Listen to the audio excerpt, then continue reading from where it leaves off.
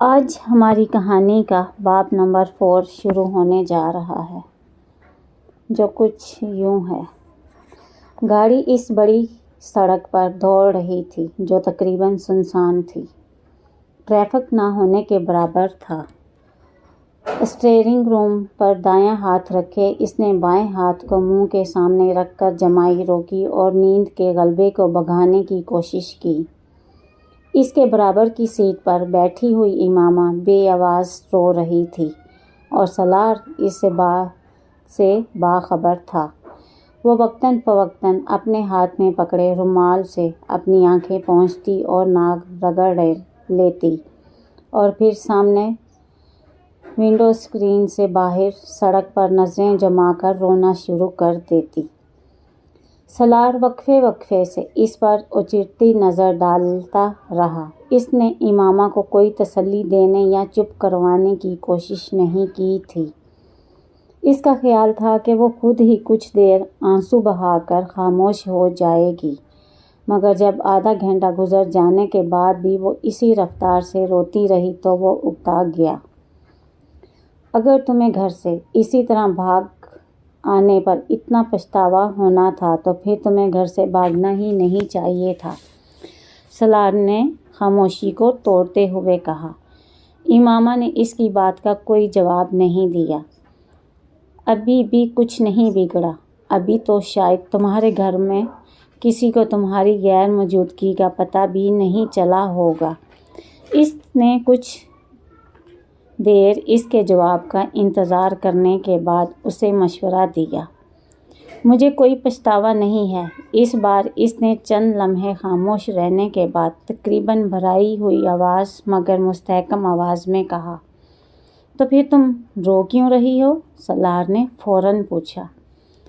تمہیں بتانے کا کوئی فائدہ نہیں ہے، وہ ایک بار پھر آنکھیں پوچھتے ہوئے بولی۔ سالار نے گردن موڑ کر اسے غور سے دیکھا اور پھر گردن سیدھی کر لی۔ لاہور میں کس کے پاس جاؤ گی؟ پتہ نہیں۔ امامہ کے جواب پر سالار نے قدرے حیرانی سے اسے دیکھا۔ کیا مطلب؟ تمہیں پتہ نہیں کہ تم کہاں جا رہی ہو؟ نہیں، فی الحال نہیں۔ تو پھر تم آخر لاہور جا کیوں رہی ہو؟ تم پھر اور کہاں جاؤ گی؟ تم اسلام آباد میں ہی رہ سکتی تھیں۔ کس کے پاس؟ لاہور میں بھی تو کوئی نہیں ہے جس کے پاس تم رہ سکو، اور وہ بھی مستقل جلال کے علاوہ۔ سالار نے آخری 3 لفظوں پر زور دیتے ہوئے گردن موڑ کر اسے دیکھا۔ اس کے پاس جا رہی ہو تم؟ کس کے پاس جا رہی ہو تم؟ کچھ دیر بعد اس نے قدرے چبھتے ہوئے انداز میں کہا۔ نہیں، جلال میری زندگی سے نکل چکا ہے۔ سالار اندازہ نہیں کر سکا کہ اس کی آواز میں مایوسی زیادہ تھی یا افسردگی۔ اس کے پاس کیسے جا سکتی ہوں میں؟ تو پھر اور کہاں جاؤ گی؟ سالار نے ایک بار پھر تجسس کے عالم میں پوچھا۔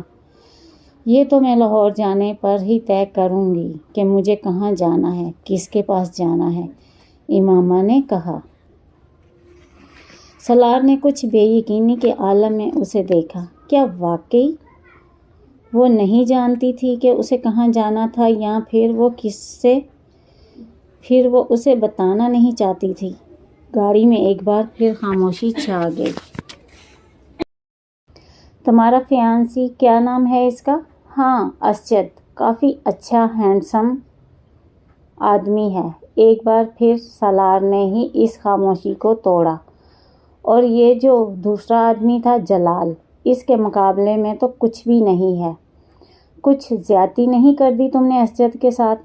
امامہ نے اس کے سوال کے جواب میں کچھ نہیں کہا، وہ صرف سامنے سڑک کو دیکھتی رہی۔ سالار کچھ دیر گردن موڑ کر اس کے جواب کے انتظار میں اس کا چہرہ دیکھتا رہا، مگر پھر اسے احساس ہو گیا کہ وہ جواب دینا چاہتی ہی نہیں۔ میں تمہیں سمجھ نہیں پایا، جو کچھ تم کر رہی ہو، اسے بھی نہیں۔ تمہاری حرکتیں بہت بہت عجیب ہیں اور تم اپنی حرکتوں سے زیادہ عجیب ہو، سالار نے کچھ دیر خاموش رہنے کے بعد کہا۔ اس بار امامہ نے گردن موڑ کر اسے دیکھا۔ کیا تمہاری حرکتوں سے زیادہ عجیب ہیں میری حرکتیں، اور کیا میں تم سے زیادہ عجیب ہوں؟ بڑے دھیمے مگر مستحکم لہجے میں پوچھا گئے اس سوال نے چند لمحوں کے لیے سالار کو لاجواب کر دیا تھا۔ میری کون سی حرکتیں عجیب ہیں اور میں کس طرح عجیب ہوں؟ چند لمحے خاموش رہنے کے بعد سالار نے کہا، تم جانتے ہو تمہاری کون سی حرکتیں عجیب ہیں؟ امامہ نے واپس ونڈو اسکرین کی طرف گردن موڑتے ہوئے کہا، یقیناً میری خودکشی کی ہی بات کر رہی ہو تم، سالار نے خود ہی اپنے سوال کا جواب دیتے ہوئے کہا۔ حالانکہ میں خودکشی کرنا نہیں چاہتا، نہ ہی میں خودکشی کی کوشش کر رہا ہوں، میں تو صرف ایک تجربہ کرنا چاہتا ہوں۔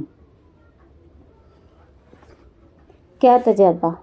میں ہمیشہ لوگوں سے ایک سوال پوچھتا ہوں مگر کوئی بھی مجھے اس کا تسلی بخش جواب نہیں دے سکا، اس لیے میں اس سوال کا جواب خود ڈھونڈنے کی کوشش کر رہا ہوں۔ وہ بولتا رہا۔